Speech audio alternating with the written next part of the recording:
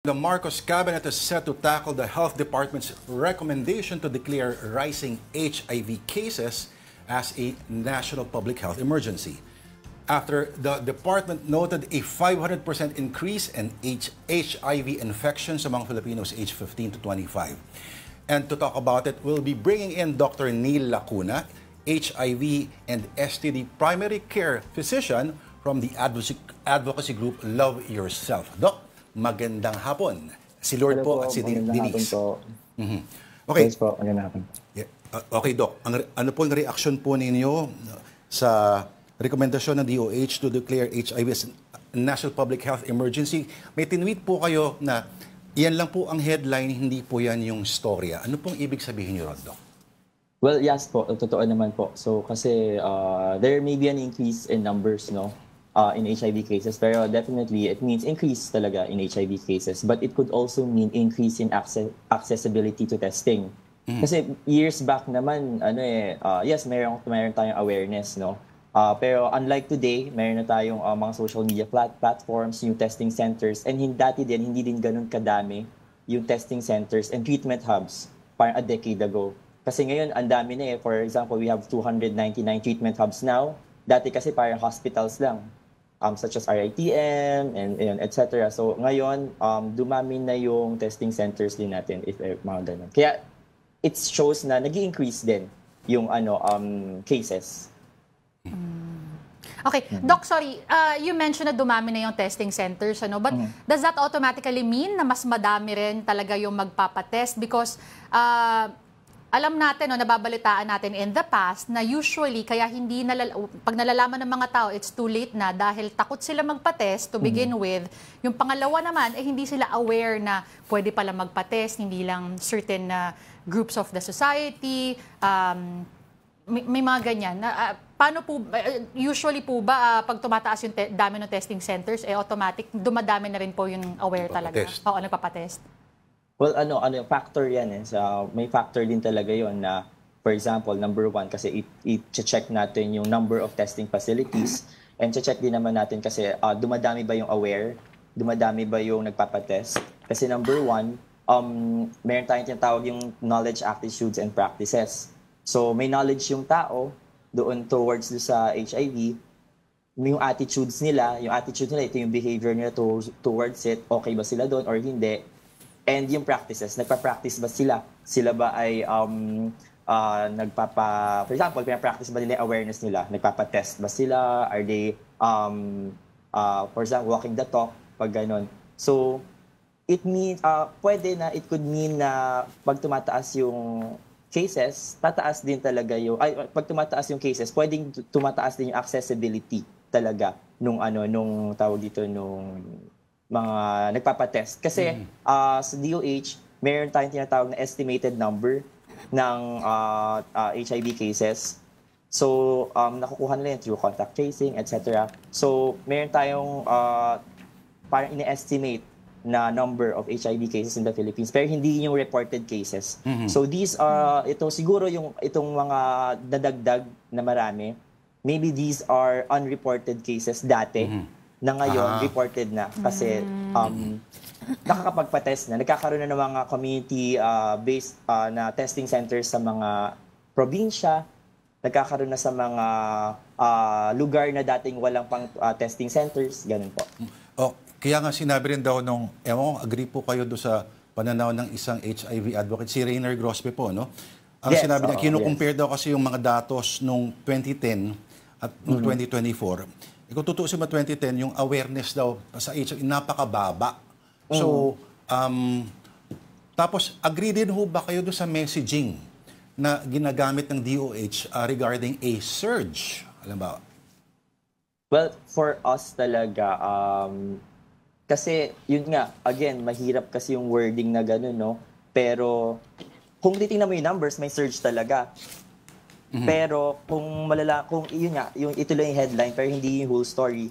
So kung titingnan mo talaga, surge yun kasi mataas, biglang tumaas. Pero kung check mo, kinumpare mo siya from 2010 up until now, kaya nagkaroon ng 500% increase. Yun noong 2010. So para siyang 2010 to ngayon. So talagang after ilang years, mag-i-increase talaga siya. Kasi number one, meron tayong mga tinatawag na yung, yun nga, yung sa testing natin. So, kung sasabihin mo mag-agree, agree naman, pero kasi yung wording kasi, siguro technicality, yes, pwede yon. Pero to know the whole story, parang dapat talaga ine-explain talaga siya para malaman ng tao. Para hindi mag-alala yung tao. Kasi natatakot yung tao sa surge, di ba? Opo. Pag narinig mo yung surge. Tapos Especially alam natin ang galing kasabay tayong, niyan, Doc Neil, di ba? Ang kasabay niyan, lalo na Pride Month pa ngayon. Yes, Pag may opo. nagmarcha, nagparada, isisisi yan sa isang grupo. At alam natin kung sino yung grupo ngayon, di ba? Yes, Dr. opo. Neil. Yes, yun nga, totoo nga yun. So parang ako in my clinical practice, so 'di ba karamihan sa sinasabi nila sa meron daw focus na population yung HIV. Pero in my clinical practice, I've been working as an HIV primary care physician for more than 3 years and nakapag-diagnose na ako ng babae, lalaki lahat. Bata, matanda, may ngipin, wala, lahat. Walang pinipiling estado sa buhay, number one. Walang pinipiling kasarian. Walang pinipiling mayaman, mahirap. Kaya nga yung H sa HIV ay human, di ba? Kasi lahat naman tayo naapektuhan and hindi naman lang may certain group lang. Yung talagang sila lang yung parang nag-gatekeep doon. Opo. Doc, hanggang ngayon ba marami pa rin nalilito sa kaibahan ng HIV at sa AIDS? Opo, marami pa rin talaga na nalilito. So, para ano yung myth na yon na pareho lang sila, magkaiba po yun. Yung HIV po, siya po yung virus. Yung AIDS, siya na po yung disease. So, you can have the virus but not the disease. So, yung HIV kasi, mayroon po tayong tinatawag na undetectable, equals untransmissible. So, yung undetectable, ibig sabihin, tulog na yung virus sa katawan mo, hindi na siya makita ng machine, hindi na siya ma-detect, therefore, hindi ka na nakakahawa. And therefore, yung mga bagsak na yung virus sa katawan mo, pag ganun. And yung inaano natin na hindi naman ibig sabihin na kapag ikaw ay may HIV, automatic AIDS na yon. It's a different scenario talaga. It's a different scenario. Ayun na nga, Doc, alam natin na yung HIV, it doesn't automatically mean na parang death sentence na siya agad. Pero your group po, how is your group sending this message across? May mga mga support system din ba? May programs ba? Mahal ho ba o affordable na sa ordinaryong mga nasa laylayan, yung mga gamot sa ganyan? Well, ayun po. Dito po, kasi I am a member of sa Love Yourself. Yeah. So, dito sa Love Yourself, yung mga medications po namin, we offer free medications. Libre po ang gamutan ng HIV po. No? Libre po yan. Tapos, ayun nga, dito, we kinikater talaga namin yung mga more on focusing kami sa HIV/AIDS prevention, care and support. Tapos meron kami tinatawag yung phrase namin, Dare, Care, Share. So, ito yung core part ng messaging namin to emphasize self-love, self-care, and sharing oneself to others. So, syempre, sa ganitong klaseng issue po, di ba, all we see is numbers All we see is numbers. And behind these numbers naman kasi, people tao yun, di ba? So, tao, these are unaware, wala silang knowledge, di ba, on HIV, too scared to seek medical advice, or even too stigmatized to get tested. So these numbers shouldn't be translated to fear, but as an opportunity to seek knowledge talaga.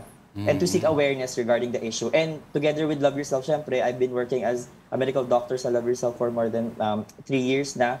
So, yung talagang near-rally namin is we dare, we care, we share. So we encourage individuals to share, or to dare to be themselves, embracing their identities. So para ma-overcome nila yung pressure, yung stigma, societal pressure, such. So to care, meaning to self-care. Importance of self-care, prioritizing one's physical and mental health, no? And lastly is to share their experiences and stories. Kasi helpful yun.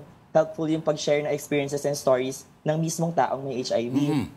In order to build a supportive community where people can connect and relate and find strength sa isa't isa. So that's why talagang ginagawa po namin yung best namin hand in hand with the Ministry of Health, with the other non-profit organization, and other advocacy groups, even sa mga Pride March, talagang lagi po namin ini-instill yun sa kanila na talagang ang tao, kapag yan may HIV, hindi po na yan death sentence. Gone are the days na sasabihin mo na death sentence ng HIV, Now, ang sinasabi na namin, HIV is treatable.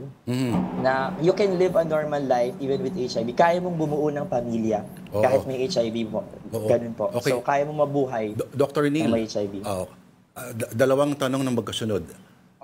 Maliban sa awareness na may multiple sexual partners, na hindi ako makarelate, sorry. Tapos, ano-ano ba yung mga ilang mga kumbaga indikasyon o mga pwede makita sa katawan na sabihin natin na ito'y hudyat na magpa-check ka na. Kasi 'di ba yung ibang mga STD dati parang very visual, nararamdaman mo agad, pero dito ba ano yung mga indikasyon na kailangan mo magpatingin? Pangalawang tanong, apektado ho ba kayo ng bawas ng Trump government sa pagsuporta financially sa mga proyektong gaya po ng sa inyo?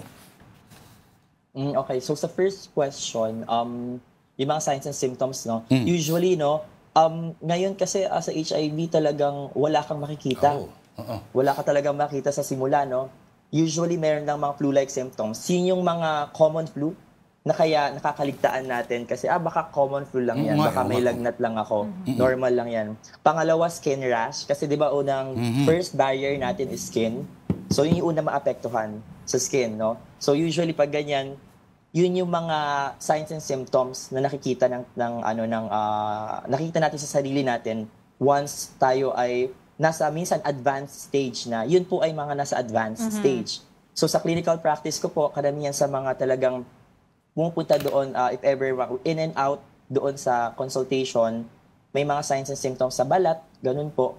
Pero hindi naman din dapat natin ma-discriminate na meron siyang ganito sa balat, baka may HIV siya. Yun po yung usual na nagkakaroon ng stigma, no? Na baka may HIV siya, baka dahil may ganito siyang skin condition, etc., etc. So for us, talagang case-to-case basis pa rin yung mga signs and symptoms. Kaya ang indication pa rin kasi talaga to get tested is not the signs and symptoms eh. It's more on yourself na din talaga na aware ako regarding HIV. So I think I need to get tested. Correct. And doon naman po dun sa second question regarding, I think, doon sa funding, no? So, more on, I think kasi, I cannot really speak doon sa regarding sa funding kasi nandito kami sa mga biomedical. Pero ang pinaka-gist nun, I think sa buong Pilipinas naman, affected ang whole Asia eh. May effect talaga sa Asia since isa tayo sa kumukuha ng parang isa sa mga funding sa US government. May effect at may effect. Pero hindi ganun kalakas yung effect sa amin. Pero ayun nga, meron pa rin. Meron at merong effect. Pero hindi ibig sabihin na titigil po yung pagbigay ng gamot. Hindi ibig sabihin titigil po yung services. Tuloy pa rin naman yung services po. Tuloy-tuloy ang laban at ang suporta. Yes po. Alright, well, thank you, Doc. Thank you for joining us this afternoon. Again, that was Dr. Neil Lacuna, HIV and STD Primary Care Physician of Advocacy Group Love Yourself. Maraming salamat po, Doc.